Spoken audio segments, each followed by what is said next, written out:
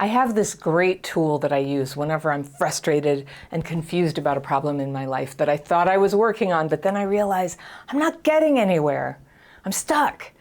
And this is a really simple tool. You can use it right now to break through and create a map that shows you the way out of the problem. And you're going to create a set of instructions for yourself to put right in front of you that you can begin to take action on. This is something you write down. I'll show it to you in this video as I do it for myself, all right? Now, whether or not you get the power to do everything you write or just one thing that you write, the act of writing it down has tremendous power in it. Sometimes just naming the changes that you need to make is enough to get that movement started, that step-by-step movement. So this is a thought exercise that I use in lots of areas of my life. When I feel like I'm not making progress fast enough or I've lost my focus, it's a great question to ask yourself, if I had to solve this problem inside of a year, what would I do? So it could be something like, if I had to earn X amount of money in a year, how would I do that? Or if I had to be able to run an 8-minute mile 3 months from now, what would I need to do? And then I list at least 10 things, okay? So the money example's real. When my first marriage fell apart and I had 2 little kids, I had to figure out really fast how to go from earning about 25% what I'd need to survive as a single parent to 100% of what I'd need to survive as a single parent. And later, I used this tool to plan my next step up, how I'd get past survival and create a business and a life that would let me pay off my debts, start saving, and be a good mom, and eventually meet somebody new. So people with childhood PTSD, you know, we get fuzzy a lot of the time on seeing, I'm having a problem, and if this problem is going to be solved, I'm going to have to solve it. Like, that's kind of the obvious thing, but it can be very hard to see. With trauma, you may have ended up feeling like you were waiting for something or somebody outside yourself to change, and then you could change. And that's the heart of the problem. So I'm giving you a homework assignment that you can do yourself, and I'll put the link. It will be down below in the description section. You can download it, you can print it, you can follow along with me, or just listen to how I do it and then download it, and you can do it for yourself. So it's called, If I Just Had 1 Year to Heal My Childhood PTSD, What Would I Do? Right? All right. So I know 1 year is like a tight deadline to heal something as huge as childhood trauma. And healing never follows a planned timeline anyway. But don't worry about that. This is a thought exercise. It's there to open up and stimulate your thinking. So today I'm going to tell you my list. And I've got the benefit of knowing all the things that I did do to heal from childhood PTSD. But I did them over a period of more than 25 years with lots of downtime and being off track during whole chunks of time. So I thought I'd share with you the benefit of my hard-won wisdom. If I could do it all over again, this is how I would do it. If I had to heal my childhood PTSD inside of a year, the first thing I would do is I would learn the science of complex PTSD and childhood PTSD. And childhood PTSD is a casual term that I use for the kind of complex PTSD that comes from childhood trauma. Complex PTSD is any kind of intense stress that happens over time, but in most cases, people with CPTSD got it in childhood, but not necessarily. So the books about the science were not out when I first started healing. But if I started right now, I would take the ACE survey, which is a set of questions to kind of measure how bad was the trauma. I'd get my score. I'd read The Body Keeps the Score by Bessel van der Kolk. I'd read Complex PTSD by Pete Walker. They weren't written yet when I started healing, but they're there now. So that's what I would do like right away. And there are lots and lots of other books out there, but that's where I'd start, those 2 books. Now, if I had had access to these books, it would have saved me decades of thinking I was a broken person and hopeless, and for some mysterious reason, just always struggling. It turns out my symptoms are totally normal for somebody who had experiences like mine. I'm not broken, I'm normal. I'm having normal responses to abnormal circumstances. Second, I learned to notice the neurological dysregulation that is such a foundational symptom of childhood PTSD. And I'd work to master re-regulation. The first thing I'd start doing is the daily practice techniques that I now teach to everybody, to hundreds of thousands of people. And this is the twice daily writing of fears and resentments in a very specific format. And you can learn and try that in less than an hour if you care to. There's a link to that free daily practice course in the description section below all my videos. After the writing, the second part of the daily practice is meditation. It's a very simple, restful meditation. Yes, twice a day. So that's what happens twice a day in the daily practice. Write and meditate first thing in the morning, and then later in the afternoon, sometime before dinner is the ideal time, write and meditate. So the writing and meditation together have a powerful effect. If you want to know what it's like, use the specific technique that I teach and just try it. Just try it. Everybody can try it. And if you take that course, you can join me in free Zoom calls that I lead twice a month for anybody who's learned the techniques and wants to come practice them with me and ask questions.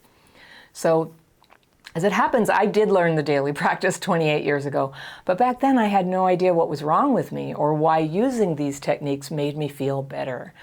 I just knew that I felt better. But I also went into resistance and I stopped doing it regularly. And I now know this was like opening a terrible portal for all my CPTSD symptoms to come back.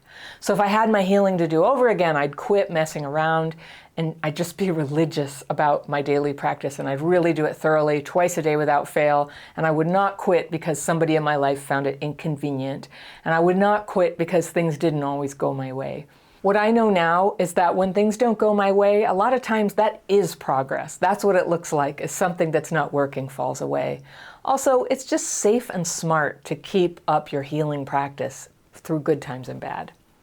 So that leads me to the third thing I do to heal in a year. I'd quickly get out of all the unhealthy, dead-end, one-sided relationships with significant others and would-be significant others where one of us had feelings, but not both. Sometimes it was me, sometimes it was them, but basically one person who didn't have feelings was kind of using the person who did have feelings because, I don't know, it's kind of fun to have somebody adore you, I guess. But unfortunately, it costs both people their emotional availability. And neither person will tend to find true love when they're entangled in this kind of, friendship. So I'd end all of that right off the bat. And then the fourth thing I'd do is become really good at happily spending time alone. This is the difference between solitude, which is happy time alone, and isolation, which is sort of involuntary time alone. I used to have so much anxiety about solitude, and so I'd fill up all my free time doing social things that I didn't really want to do and hanging on to friends I didn't really like, just so I didn't have to be alone. Now, I know a lot of people with childhood PTSD have the opposite problem, and I've been in that camp too, isolating and avoiding social interactions. So if I had 1 year to recover, I'd cut down my relationships to just the ones that involved no pining on either person's part, no one using the other person to fill up the seat next to them at the movie, and only people where we both truly cared to know and support each other. That's what a friend is. It's somebody who really wants the best for you and shows an interest in that. For me, it would have meant more alone time. And in my years of recovery, I've discovered there's actually so much joy in having constructive time alone. Not too much, but some.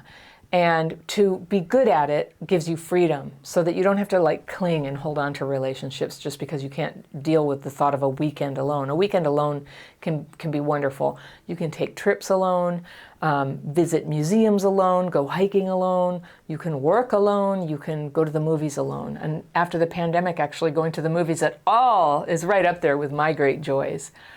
So today I have a family, and I love being with them too, but learning to enjoy my time alone has set me up to be free to make choices about being with people or having some joyful solitude, and it makes me happy.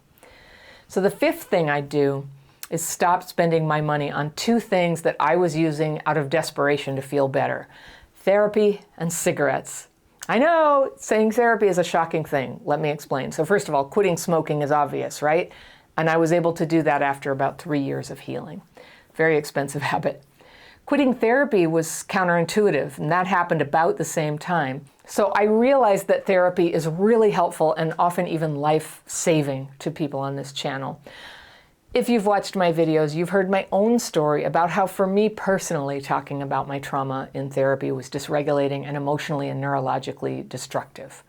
And after trying out 11 different kinds of therapy over the years, it was the daily practice where I can write my fearful and resentful thoughts that set me free from the life I was living, stuck in my narrative, with looping and looping on the bad things that had happened to me and waiting for some kind of better mental state to just kick in. In therapy, that better feeling never came.